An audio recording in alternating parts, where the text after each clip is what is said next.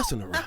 Hello. Hi. Welcome to the podcast. We have one of my favorite human beings of all time and one of the most critical players in the New Girl universe.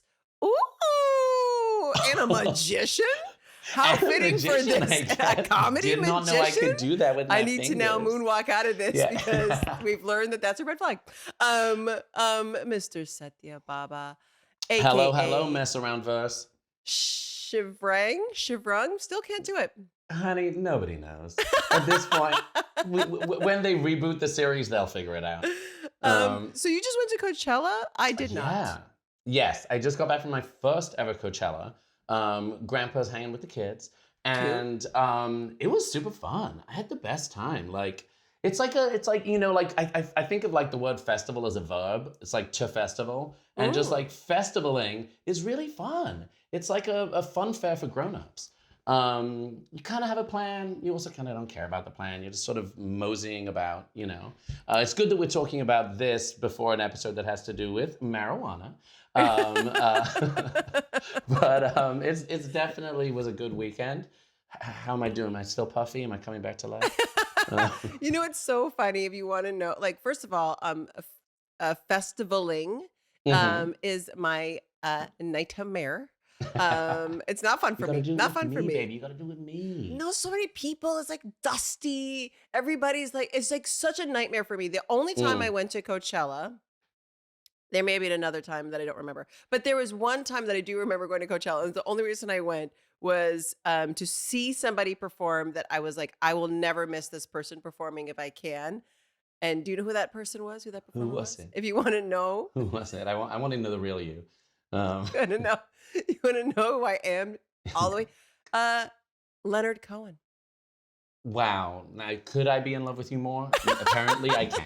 Apparently, yes. That was it. I was like, wow, no Coachella. amazing. I'm so introverted. I'm a house cat. The idea of like a ton of people and all like not my jam at all.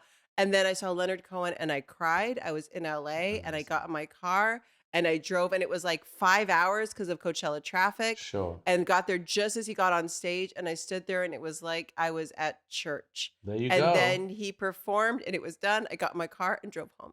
Well, you know what? It's all about taking what you need from the experience.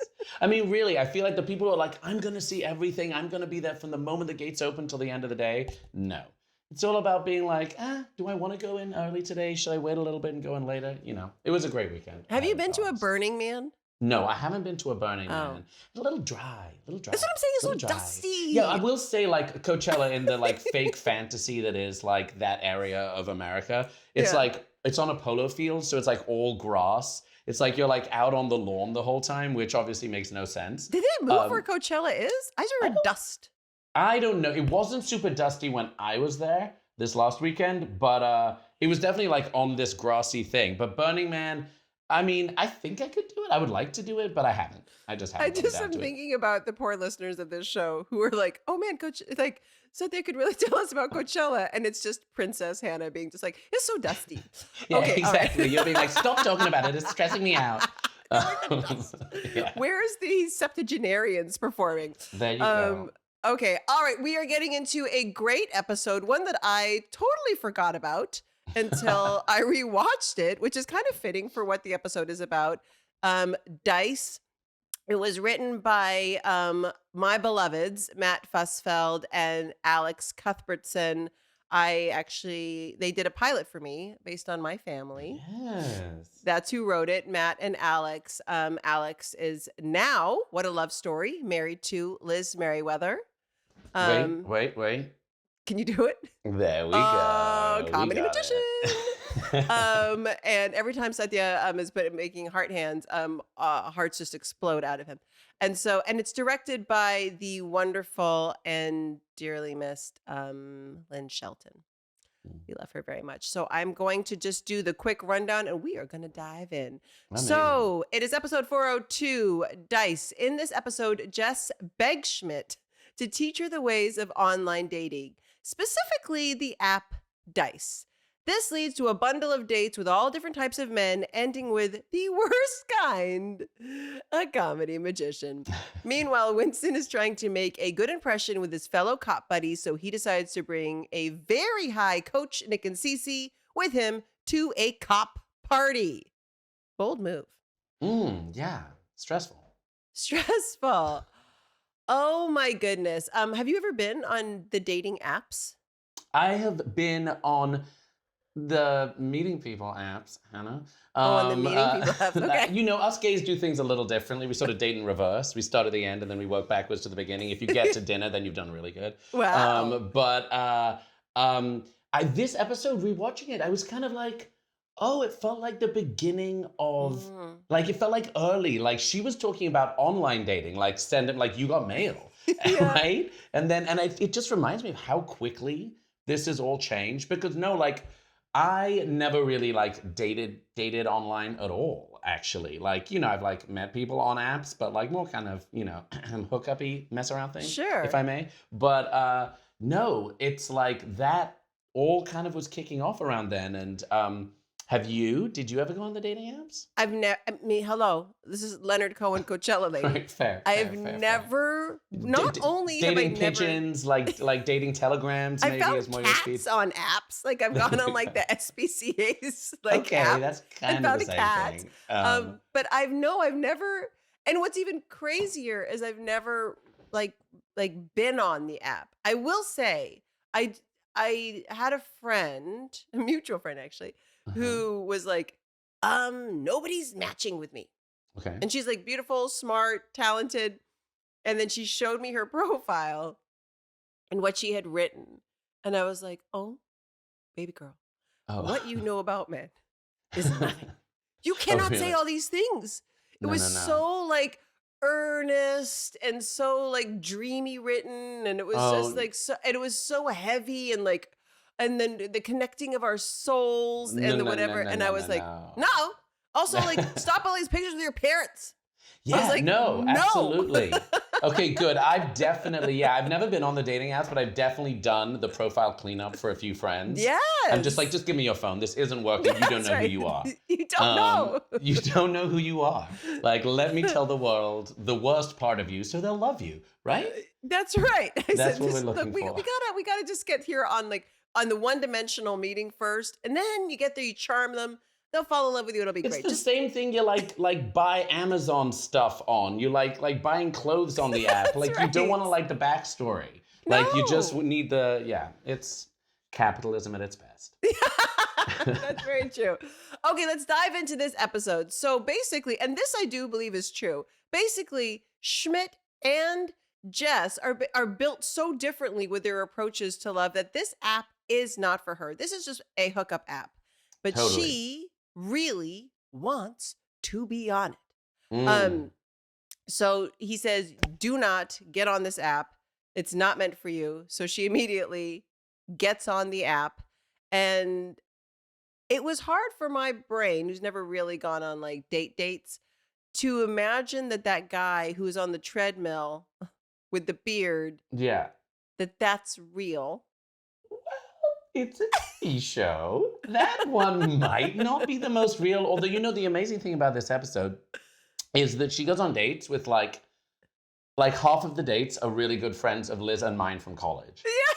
Right? Because it's like Matteo Borghese, John Phillips. Like these are all, Liz and I were in this comedy group called The Fifth Humor at college. And these were all dudes who we were in the comedy group with.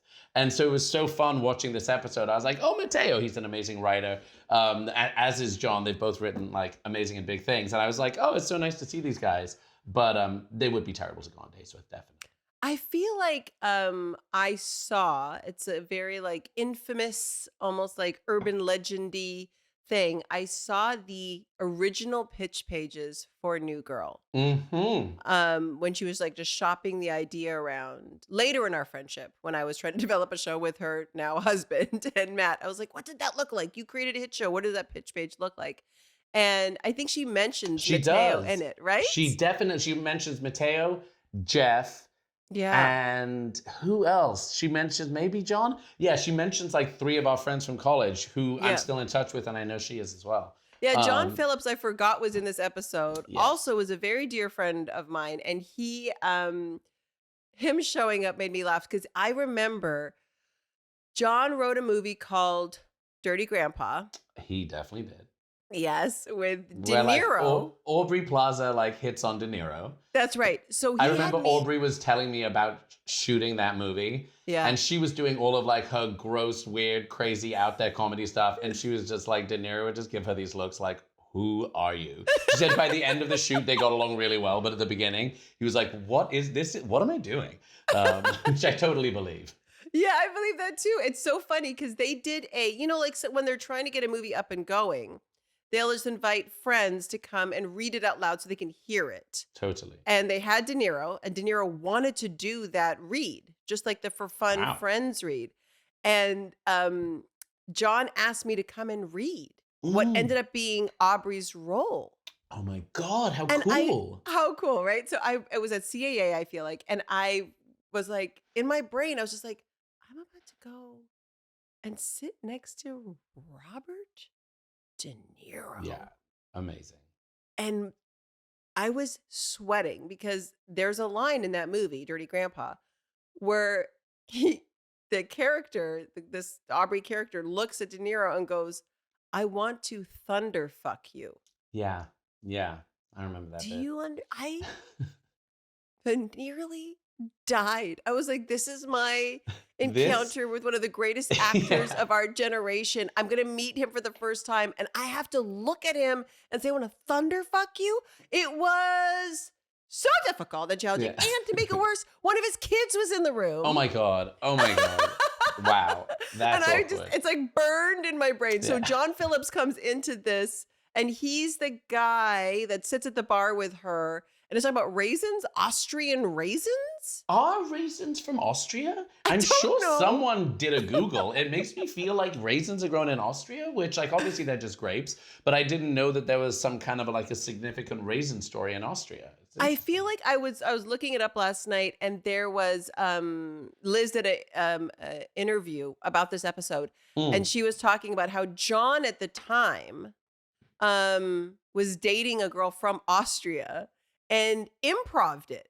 Oh, there you go. Which is also the talent of John Phillips. He's like such a great writer, and he's such a great improver and funny guy. And so that was just like a bit that he pulled. So funny. That's so funny. Yeah. Very John Phillips. It was funny to watch. Dates, a series of terrible dates. A series of terrible dates that they go on with all these familiar faces. And so he's doing this to kind of gear her up for the guy that she's not ready for yet. Mm-hmm. And she needs to learn the outs.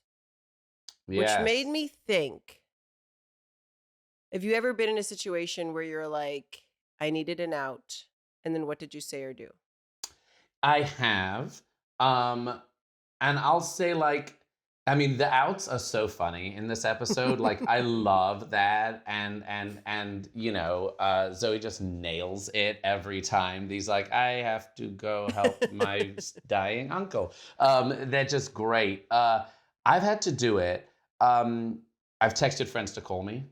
I've been like, can you call me right now? And then because like I think like, you cannot fake a ringing phone like that. Like the idea that you can just be like, oh, it's like, no. Everybody knows what that feels like. But I've definitely texted friends like, call me in 15, and then being like, I'm so sorry. I have an emergency. I have to leave. But you know, I don't know. I also am kind of like I like the adventure. Like I'll stick through it. I mean, I'm not going to stick through it all the way, but like I'll be like, what's going on? Is there something to get out of this person? But definitely there's that like crux moment sometimes where someone's like, should we get another round? And you're like, no, let's not do that. Like, how do we get out of this? In fact, it's like check one more. Like happens at the same time. But have you ever I've definitely had exit a date? situations, where I've had to like, well, my thing that I've discussed many times with Lamorne is, in my view of my life, I've never really been on a date. Okay. Like I've met people, we've become friends, it progresses. I'm like a very slow kind of like burn situation, and then It's all emotional first. It's like it's maybe most people's nightmare, but that's like how I work. It's like slow that. So I've never like someone's been like, we're gonna go on a date, and I'm just like, whoa, I don't like I'll kick it with like a bunch of people, but Yeah, yeah, I yeah. need to like anyway feel comfortable. But I've definitely been in situations, and this is where everybody kind of like gets upset with me, where I am on a date, but I don't know that it's a date. You see what I'm Ah, saying? This is that's where scary. it's very scary because the guy is very like, you know, being romantic or whatever at the end of the evening. And I'm just like, what are you talking about, bud? Like, I thought we were just like kicking it. Like you and I, like, Yeah. you know, bro and I, assist, like just well, I mean, chilling. it's kind of like the whole, kind of like what the whole show's about. Like, what is that line? Like, can dudes and girls be friends? That's Or right. does it always end up sliding in that direction? And how do you know kind of one or the other? Right. That is a scary moment. Yeah. Because I guess there's also this thing of like people being very scared to like not wanting to be friend zoned. So they need to Yeah, like yeah, make their yeah. intention clear first. And Yeah. that's Do not you my believe in jam. the friend zone? Is it like a binary, like this person gets like how quick does it happen? Like how quickly is someone just categorically a friend? I feel like everybody's got a different way that they work. Mm. For me, it's pretty quick. Well, I'll know like, ooh, there could be something here, or it's Yeah, a yeah. no. Like the no is you know.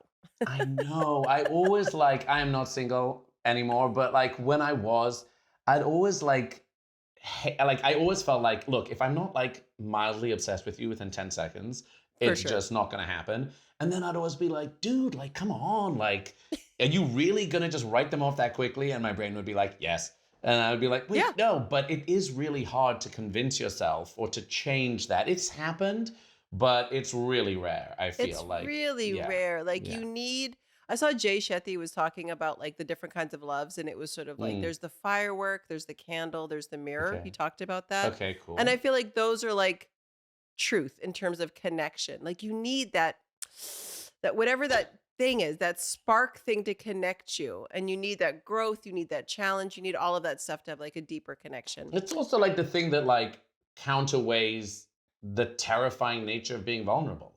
Like to get that vulnerable, you need to be like, but the prize is amazing. Like I'm so excited about the thing that I'm gonna like sacrifice this safety and security, That's right? right. It's the Yeah. risk of it and Mm-hmm. the falling of it. You know, Yeah, you need to be able to totally. fall. If you're in Yeah, full control of it, that ain't your person. that's I have to true. say the one of the funniest moments that caught me off guard when I was rewatching last night is uh Schmidt running up and going, "The bees are back." Yeah, and then they both do this. Mama said the bees are back. They both dive into this ridiculous little accent. It's so Yeah. great. It's It's funny. so So many great. people emailed about this episode, and I guess people are dating. People are out in the streets and they're meeting people and they're having a good time. Good, And this is good. a highly quoted episode for people who are in that world because of the hysterical exit lines that Schmidt gives. And then the That's so panicked one funny. of, Ma, the bees are That's so back. funny. Yeah, like I could see that going on the like group text. Like it was a bees are back situation. Then like I could. It's like bee emoji. It's like yeah. It's so funny. Okay, also let's just talk about Winston for a second because this situation is so funny to me too that he's never had a nickname and he doesn't feel like he's in with everybody and he's not part of the friend group. And I was like, is having like a nickname like a symbolic of I don't you have a know. It's deeper like friendship? It sounds like razzing to me. you're gonna need to get a straight man to tell you that, because I don't know. I think it's like a straight dude thing because they're all called like Dave and Mike, and so they have to like. So That's so it's just true. yeah, they all have the same name, so they're like But it's also there's also that like last name thing when people are like sup Smith, sup Davis, like it's like very like sportsy. I guess I don't know. I don't know anything I about don't that. know either. I will tell you this. It's for me, I have no nickname. My name is Okay. Hannah. Okay, Yeah. that's it. That's my name. I can immediately tell because you meet a lot of people, then you see people years later. You don't always remember them.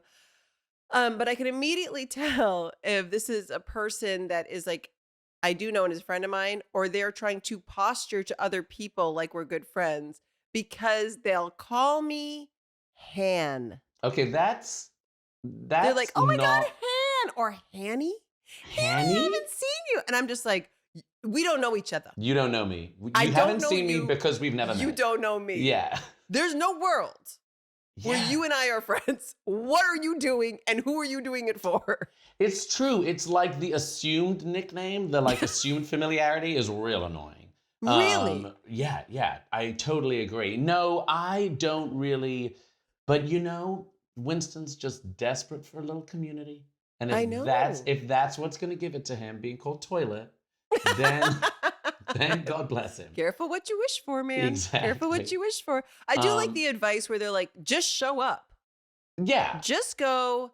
Just show Cece up. gives him good advice. Like, go hang out with the people. If you want to make friends, go hang out with the people. Have you ever asked them for a hang? Which I think is totally right. I think people often don't do that. They're like, they don't want to talk to me. And then I'm like, well, did you ever talk to them? And they're like, no. It's like, well, guess they feel like you don't want to talk to them as well. That's right. That pick me energy is like not the vibe. It's not the vibe. So unfortunately, though, for Winston, Damon, Coach, Winston, or Coach, Nick, sorry, and Cece all decide to imbibe. Yeah, they And get some stoned. of them marry They eat brownies. Yeah. She bakes some weed brownies. Yeah. And Which is like such an endearingly like unemployed, kind of like borderline unemployed way of ingesting weed. Like if you're like, I really want to get high, and then it's like, first step, melt the butter. You're like, you have time. You have a lot You of have time a on your lot of hands. time. Like, You're getting a recipe. yeah, exactly. Like you're gonna go buy flour to get high. All right. Like you're definitely this is a. I do love that luxury kind of stuff situation. about TV where it just like shows up and you're just like, hold up. This is so much sober time. So much time. You have to make the choice so many times. Totally. To do the thing. I will say this has also been very loudly discussed in the New Girl universe that Jake Johnson is so wonderful at playing altered states. And he could do a whole show just like that, and it would be my favorite thing in the world. Well, you were looking at that, and it's like, Hannah's playing stoned. Yeah, Damon's playing stoned. Yeah, Jake really knows what it's like being stoned. Like, Jake's like, I remember chatting to Jake when we were shooting the show about smoking weed, and he was like, yeah, man, like, and I'm sure you've talked about this on the show a ton, about how they used to throw us alts. Like they throw like alt joke lines in. And so they'll throw a line, you have to memorize it, you have to say it all the time. And I remember Jake just basically being like, I can't smoke weed anymore because it's too stressful with the alts. Like when they start throwing the alts, they go in and out in a second. And like, I just have to have like 1000% brain capacity at all times of the day so that I can do that 1 hour perfectly. And I was like, that makes sense. Yeah, there was an actor on our show who came and guested for a while, and they were asked in an interview, I'm trying to remember who it was. They're like, what's it like acting on New Girl? And they're like, it's like trying to act while being heckled. Like just like the level of the alts that were kind of coming from Video Village. And we were used to it. We kind of didn't know different. But for other people, it was like, whoa, I've never been on a show that's like worked where someone's going to shout a monologue at you. And you just have to like be able to do it perfectly. Yeah. It's very difficult for anyone who has like a process. Yeah. Our show is different that way. Jake, though, playing this altered state had me laughing. And it wasn't even the way he was delivering the lines. It was when he wasn't speaking. Because he does this like just like very like always thinking. Like the mind hasn't stopped. He's just like, oh, completely. God, okay, let's go. Yeah, and it was what I also me. love about this is that it's like, I feel like everybody talks about like, oh, when I'm stoned, I get paranoid or like weed paranoia. But they do sort of like name check the main paranoia, which is everyone else is going to think I'm high. Like, I feel like which is when why I we learned, have to go to the party. Exactly. But when I learned in my life, like, nobody knows you're high. Like, now the guy at the bodega doesn't know that you're high. Like, nobody's thinking about whether or not you're high. Right. They're just like, what do you want? Like, and when I realized that, I feel like is when I was like, oh, I can be stoned in public and it's fine. But before that, I was like, they're all thinking about me. But it's a good lesson for life. It's not about you. It's not about you. Yeah. This is a dark turn on that, but I'll share it. Do. I finally went on like a little getaway, and we were driving down the PCH, Mm. and I was like, oh my God, I'm gonna have a break. This is so wonderful. Not working, and just like my first getaway in a long time. And just as we were pulling into like Laguna Beach, I'd never been to Laguna Beach. I was like, oh, this is gonna be so great. I look out the window. It says like, welcome to Laguna Beach. And then there is a man lying on his back with a crumpled bicycle next to him. And a guy runs out of like the emergency vehicle, gets on his chest, and is giving him, I know. Oh my gosh. And it was an older guy that was like on the ground. And I like immediately like crying, like turn and look. And my partner looks at me and goes, it's not about you. This is not about you right now.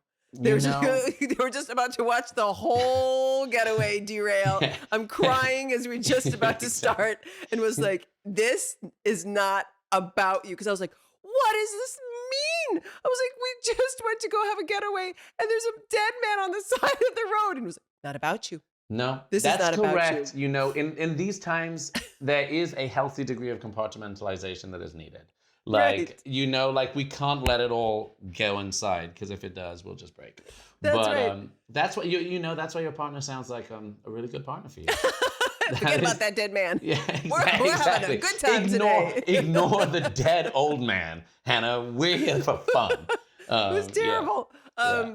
Well, I guess that's kind of what Winston goes through, because he brings his friends to basically have his back, make him look funny, make him look cool. And they're all just like tweaking. They don't know what's going on. They can't show up for him. I do remember there was so much conversation about this episode, because you cannot show on network TV somebody using drugs and enjoying it. Oh, interesting. So can you show someone high? You just can't show them like in taking it. You can't show them in taking it in. You can't show them, as far as I understand, and you can't show them like enjoying it really. Oh. And then it has to end, which is why they had to have Damon clearly say, I'm never doing drugs again. I thought that was a bit of an overreaction. I was like, never? Dude, That's life legal. is long. That's just legal, That's bro. legal. Interesting. There was a call from the office being like, he has to say this clearly, Wow. not in a big group thing. It's got to be this single shot. He's got to say it really clearly, because you can't sit there and be like, go smoke weed and hang out with cops and it's a fun time and it'll all work out for you. I Like, wonder you if can't in do a that. post-legalization universe, that is the same for weed. Interesting. Or if now, because people would, I love how like the alcohol lobby has won so hard, and like forever people are like, it's so fun being drunk. But then legal is like, you cannot say weed is fun. No. It's interesting. Okay. Yeah. So Well, I remember it does look that. like a stressful party, to be clear. To Like be surrounded by cops, locked in a Nightmare. closet. The whole Nightmare. thing is so weird. Yeah. They're also like, I know they were trying to make it all look like casual, like a backyard cop hang, but it felt scary watching it. I was just like, I would not feel comfortable stone cold sober in that room. No, me neither. No. I agree. I was like, again, this is nickname bros. These are not my bros. Yeah. Like, I don't know. It also ended just mean when they were just like, and you're the toilet. And I was like, oh man, these aren't like your friends, Winston. Just no, like, Yeah. just go up to your job and leave. Yeah, seriously. These are not the nice guys. No. All right. So we go back to then the dating situation. She's kind of learned, and she wins the reward of her final date. Mm-hmm. She thinks she sees a red flag, our Jess, and she calls him on it and is wrong. Yeah, I mean, Or she is thinks that she's a wrong. red flag? Like, if someone's like, oh, come to this bar, and then they're like, I live actually just right around the corner, is that a little like eye roll? It is. For a girl. Is. It's a little Massive. cheesy. It's cheesy. Yeah. It's a cheesy thing. It's a massive. For a girl, it's potentially scary because you don't know who that man is. Like, my rules for my girlfriends when they go on dates is, first of all, no food. There will be no food consumed on your first meeting. Because of time? No, just because if you need to get out of there, it's Yeah, like yeah, yeah, hard yeah. if you're waiting on food and it's a whole thing. And yes, it extends it. We're meeting Yeah, for coffee. We're meeting in the yeah, middle of the day. yeah, It's yeah. not going to be near like where your house is or something like that. Sure, There's sure. going to have somebody who knows where you are the whole time. I'm such a Mm-hmm. mom. I'm like, listen, there are I so many like rules it. for your dates. I like it. You're on there like rewriting their dating apps, planning their dates for them. That's right. This is side business. You're Yeah, basically like that's right. Yentl. And I have Um, zero experience in yeah, it. So just exactly. And you've classic. never been on a date. And I've never been on a date, but let me tell you how it's going to go down for you. I love it. So she does all of that and then she regrets it and feels bad. She does a big apology, gets him back, and then he's the worst. And Real her cheesy, real so cheesy, really cheesy. funny, really, really funny. Yeah, you know what was amazing? I was like, that's a very talented actor because you buy it from the beginning that he's gorgeous, sexy, smoldering, cool. And then to be able to turn immediately into a full ick for the Yes, audience, that's not easy. he did it so good. No, I totally agree.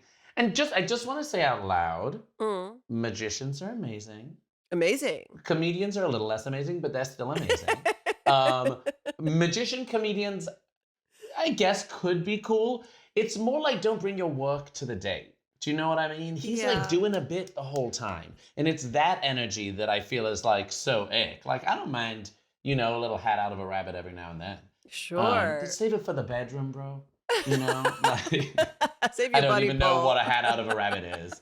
Don't answer that. Nobody think about what a hat out of a rabbit Don't go means. into Urban Yeah. Dictionary and Google pulling your head out of a rabbit. Well, that was the episode. I think it was such a great fun one. It's funny. A lot of people, when they write about this episode, were like, this is going to timestamp New Girl. But I think it like actually plays well. I think people are on these apps. It's actually They only totally grown. are. And there's been so many success stories now from it that it actually wasn't like a weird flash in the pan way of dating. It stuck around. And New Totally. Girl called that one right. They definitely did. I've had friends get married from a grinder hookup. I've had friends get married from a tap, which is or a poke. There used to be a thing on Facebook where you could poke someone. Oh, yeah. The And it was just pokes. like a little like ping, like hi. I've had people get married off of a Facebook poke. So it's a real thing for sure. Wow. Yeah. Yeah. Definitely. I know so many people where you're like, how did you meet? And before, remember, it used to be like this thing, But they'd lie about it. Yeah, they'd be like at we have to yoga. come up with a Yeah. different story. And now it's so normal. So Totally. shout out to the apps. The name Dice, though, does crack me up because it's a Yeah, it's terrible good. name for an app. It's But good. There's like there's like so many there's so many, I'm sure, talk about alts. I'm sure they pitched a million ideas for the like apps. what the like dumb dating app name is, but Dice is a great one. Oh, the picture. Also, isn't that picture they show right in the beginning of like the most handsome guy? That's Berkeley Johnson. I Oh, think that was a really? picture of Berkeley with like the blonde hair, who's like gorgeous and the jaw and everything. And I feel like that picture initially they showed was one of the writers of New Girl, wrote many episodes, one of the funniest guys, was known for always picking the best names for like characters that would come on the show. Oh, He just had that cool. knack. Yeah, yeah, But yeah. was like gorgeous. So many New Girl writers were like gorgeous and funny. They had it all, man. They had it all. We're gonna take a quick break. When we're gonna come back, we are going to mess.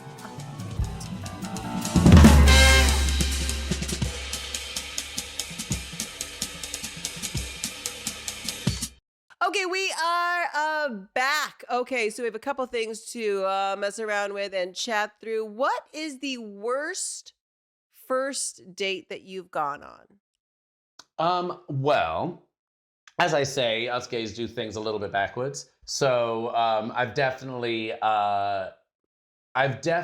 met someone in a maybe slightly more intimate scenario, and Mm. then soon thereafter been like, oh my God, like there might be a part of you that I can get down with, but like not you. But I also remember once I went on a date and this guy was just basically telling me that he was like, I don't think that you really are that into me. I don't think that you like me enough. Like, I know what it's like when people are really into me and nah, you're not giving me.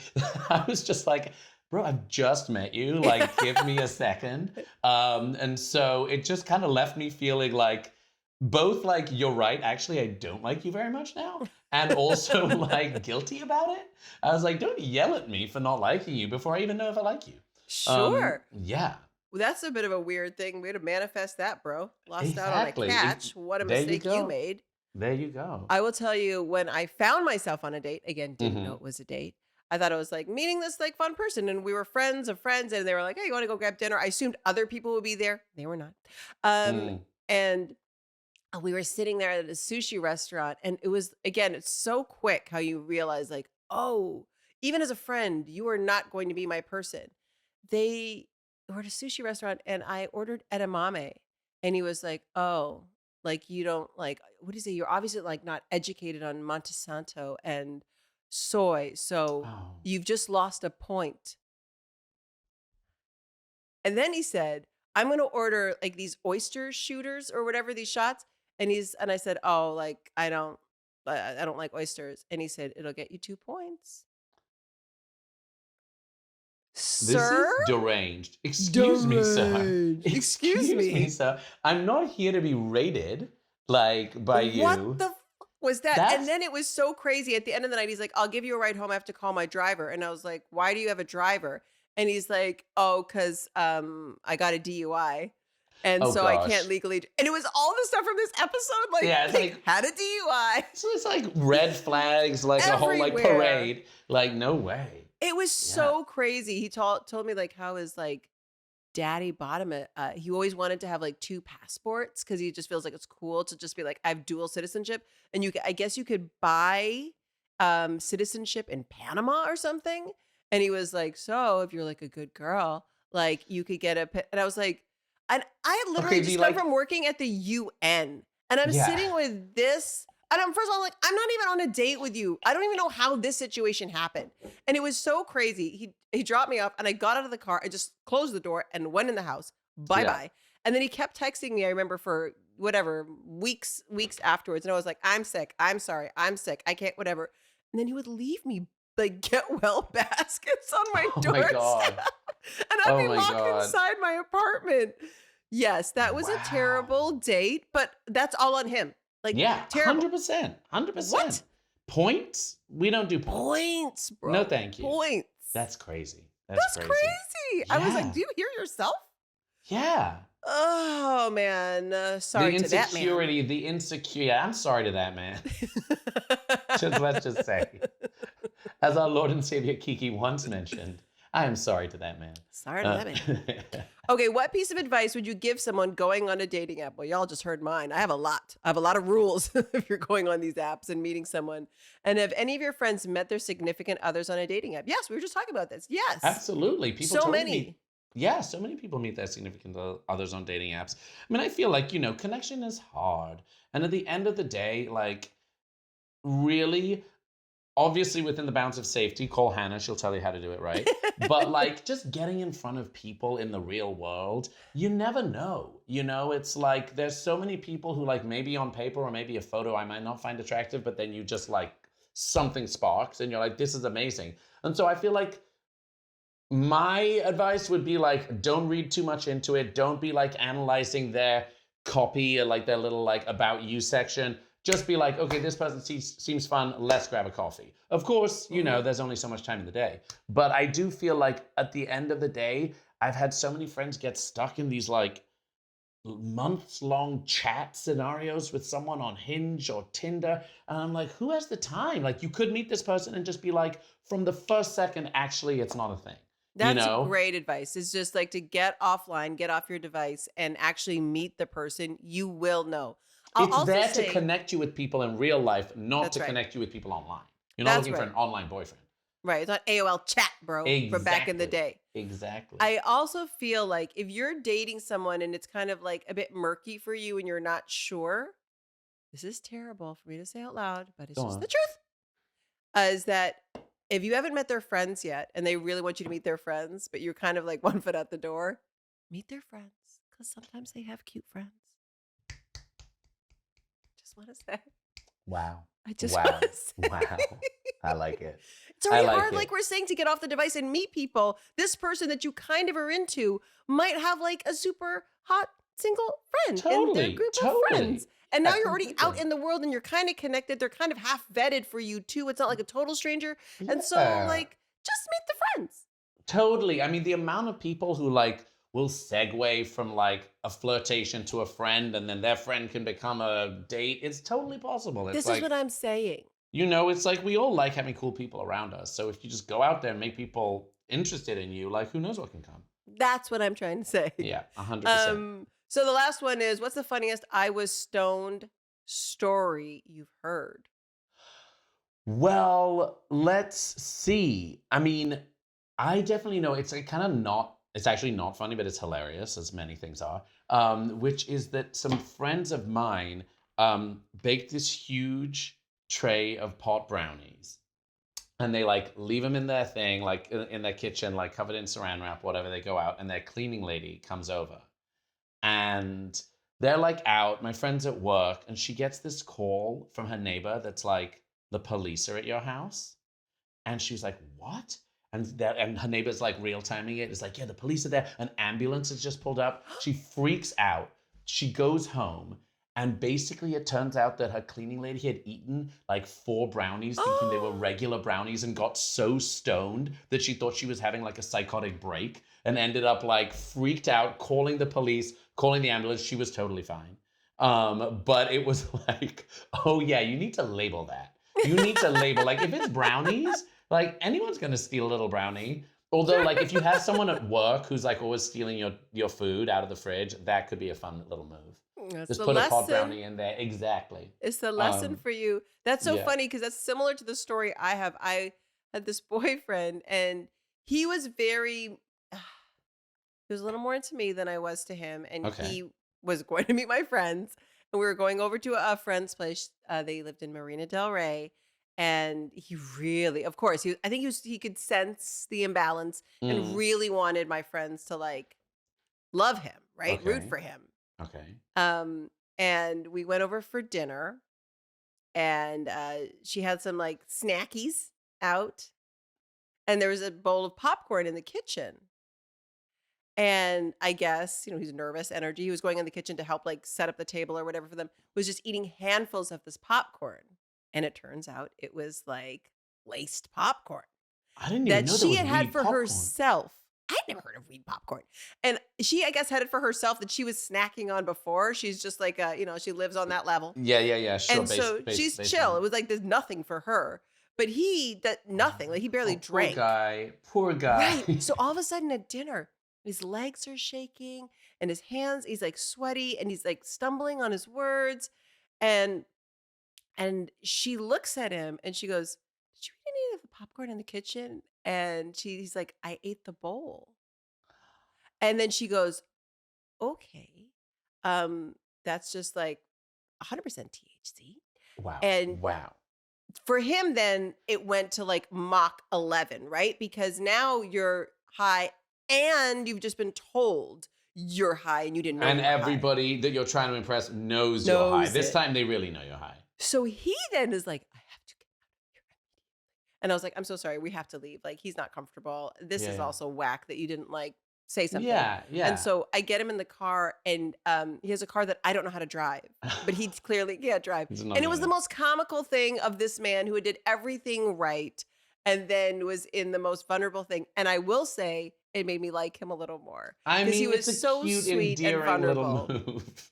Yeah, he was just so helpless. And he was like this big guy, and I had to like kind of take care of him and help him. And he was scared, and I had to get him snacks and be like, "Just go to sleep. When you wake up, you'll be fine." Wow, it was like a very so sweet thing. That's so sweet, and that is true. Wait, what happened? I don't know, but you like the story, I guess. I guess I've got all these little like emojis popping up everywhere. You're morphing into like an AI human. There we go. Thank God, finally. I could hang out with you all day. Well, this is the best. This show brought us together. We have done a movie since. Yes. And I love you, and I'm so happy that you were here hosting this episode with me today. Thank you for having me. Thanks everyone for listening. Be sure to follow us on IG at the Mess Around Pod. The brilliant director, also known as an actor, Mr. Satya Baba. Love you. Love you. Bye. Bye. That was The Mess Around, an iHeartMedia production. Our executive producer is Joelle Monique. Our senior producer is Abu Zafar. Bei Wang provided engineering and editing services. Additional production from Daniel Goodman, Wendy Heisler, and Kyle Chevron. Our theme song was written and composed by Ronald Jukebox Jackson. Catch you next time. Bye.